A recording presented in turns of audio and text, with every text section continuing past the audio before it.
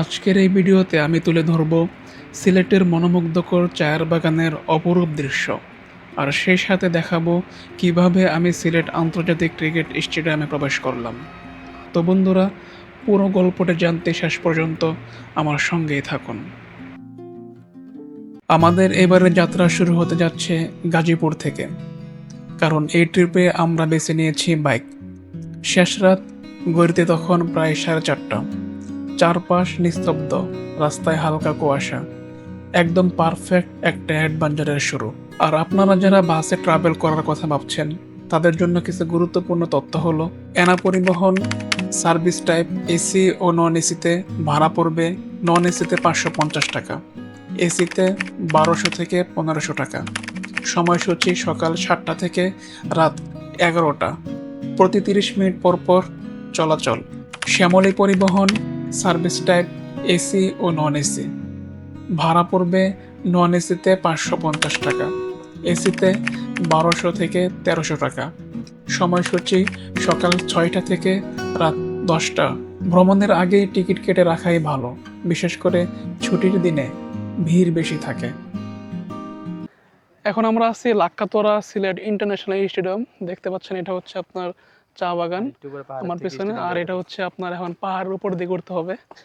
তো পাহাড়ের উপর থেকে দেখি স্টেডিয়াম আপনাদেরকে কতটুকু দেখানো যায় সেই চেষ্টা করব। আজকে আসলে এখানে বাংলাদেশের খেলা হচ্ছে টেস্ট ম্যাচ, তো দেখা যায় কিনা এখান থেকে। উপর দিকে উঠতেছি। চায়ের দেশে আসলে আসলে এরকম আপনাকে পাহাড় ভ্রমণ করতে হবে, পাহাড়ের উপরের দিকে উঠতে হবে। এটাই হলো, দেখেন কত খারাপ পাহাড় ট্রেকিং। আর আমার পিছনে দেখতে পাচ্ছেন, ওই যে দেখেন কত সুন্দর চা বাগান পিছনটা। আর আমরা এখন এই যে পাহাড়ের মধ্যে পাহাড় ট্রেকিং করতেছি, আস্তে আস্তে উপরে দিকে উঠতেছি। এই জায়গাগুলো কিন্তু বৃষ্টির দিনে আপনার মাটিগুলো খুব অনেক ভালো পরিমাণে পিচ্ছিল থাকবে, যার কারণে এখান দিয়ে উঠতে গেলে খুব সাবধানে উঠতে হবে। আজকে বৃষ্টি নাই, যার কারণে এখানে মাটিগুলো ভিজে না। আর দেখেন কতটা খারাপ পাহাড়, আর ওই পাশে সুন্দর চা বাগান। তো আমরা উপরের দিকে যাই, দেখি উপর থেকে কতটুকু এখানে কি আছে না আছে। আসলে উপর থেকে দেখা যাওয়ার কথা না, তারপর উপরে চলে আসছি। আর এই উপর থেকে, এখান থেকে স্টেডিয়ামের ওই যে ভিতরের আপনার মূল অংশের কিছুটা দেখা যায় আর কি। পাহাড়ে উঠতে উঠতে অনেকটা হাঁপিয়ে গেছি, যার কারণে কথা বলতে খুব কষ্ট হচ্ছে। তো আমার বন্ধুর খুব ইচ্ছা ছিল এই লাক্কাতোরা স্টেডিয়ামে আসবে, সে দেখবে। তো আমরা চেষ্টা করবো ভিতরে ঢোকার জন্য, দেখি ভিতরে ঢুকতে পারি কিনা। তার আগে চলুন ঐতিহ্যবাহী সেই চায়ের বাগান থেকে একটু ঘুরে আসি। বন্ধুরা, আমি এখন সিলেটের চায়ের বাগানের মাঝখানে আছি। আমার চারিপাশে দেখতে পাচ্ছেন শুধু চায়ের বাগান, শুধু চা পাতা। এখানে চা পাতা থেকে এত সুন্দর একটা ঘ্রাণ বের হচ্ছে, যে ঘ্রাণে সত্যি আমি মুগ্ধ। তো দেখতে পাচ্ছেন কত বিশাল চা বাগান। তো এই চা আসলে সারা দেশে ছড়িয়ে যায় এই চায়ের পাতায়। আমরা যারা চা প্রেমী মানুষ আছি, আমরা চা পছন্দ করি। আমাদের কাছে এই বাগানটা দেখলে অনেক বেশি ভালো লাগবে। এই বাগানটা অনেক সুন্দর একটি বাগান। বাগানের ভিতর দিয়ে সুন্দর রাস্তা তৈরি করা হয়েছে। তো এই রাস্তা দিয়ে আপনি ঘুরে ঘুরে বাগানটা দেখতে পারবেন। এই বাগানটা হচ্ছে আপনার সিলেট ইন্টারন্যাশনাল ক্রিকেট স্টেডিয়ামের সাথেই এই চা বাগানটা। তো দেখেন চা বাগানটা আসলে কত সুন্দর লাগে দেখতে। তোমার বন্ধু বিট লবণ দিয়ে না টেস্টি লবণ দিয়ে আইসক্রিম খাচ্ছে। আইসক্রিমটা দেখেন। চা বাগানের পাশে আসছিলাম খেলা দেখতে।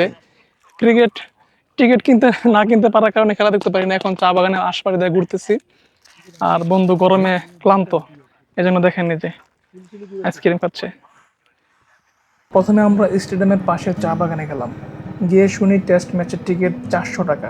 একটু হতাশ হয়ে গেলাম অনেস্টলি। হঠাৎ আমার এক বন্ধু বলল, চলো পাহাড়ের উপর উঠে দেখি, ওখান থেকে খেলা দেখা যায় কিনা। আমরাও উঠে গেলাম, কিন্তু গিয়ে দেখি দূর থেকে শুধু মাঠ দেখা যায়, খেলা কিছুই বোঝা যায় না। তারপর কিছু লোক বলল অনলাইনে নাকি 50 টাকায় টিকিট পাওয়া যায়। আমরা অনেকক্ষণ ট্রাই করলাম, কিন্তু নিতে পারলাম না।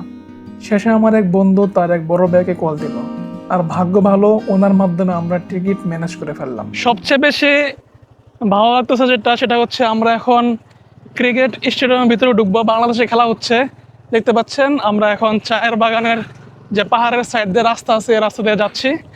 এই হচ্ছে দেখেন কত সুন্দর পাহাড়, আর এই যে রাস্তা মাটির রাস্তা। আমরা আজকে ক্রিকেট স্টেডিয়ামের ভিতরে প্রবেশ করব 4 নম্বর গেট দিয়ে। তো অনেক কষ্ট হয়েছে টিকিট কাটতে। কিন্তু ঢোকার সময় আরেকটা ঝামেলা, ক্যামেরা আর ব্যাগ নিয়ে ঢুকতে দিচ্ছিল না। ওরা অনেক রিকোয়েস্ট করে তাদের কাছে রেখে আমরা ভিতরে ঢুকলাম। অবশেষে সকল বাধা বিপত্তি পেরিয়ে স্টেডিয়ামে ঢুকতে পেরেছি। ভিতরে ঢুকে দেখি বাংলাদেশ ফিল্ডিং করছে, আর ম্যাচটা ছিল টেস্ট ম্যাচ। কিন্তু আজকের দিনটা একটু কষ্টেরই। অনেক চেষ্টা করে ভিতরে ঢুকলেও বেশি সময় নিয়ে খেলা দেখতে পারলাম না, কারণ আমার ক্যামেরা আর ব্যাগ একজন পুলিশ সদস্যের কাছে রেখে আসতে হয়েছে।